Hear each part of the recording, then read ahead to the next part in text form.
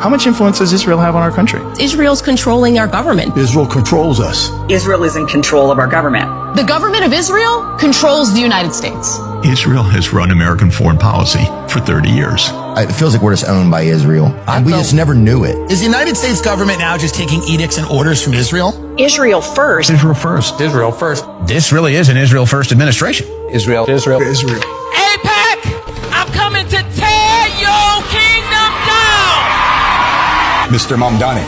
I would stay in New York City. America first means we don't go to war on behalf of other countries. Cut off aid to Israel. I wouldn't send him a dime. This is my country. Who do you have allegiance to? Do you believe America's your country, or do you believe Israel's your country? Act like an American, not an Israeli. What are you, a foreign agent? I don't think we should be fighting wars on behalf of Israel. Israel's wars are not America's wars.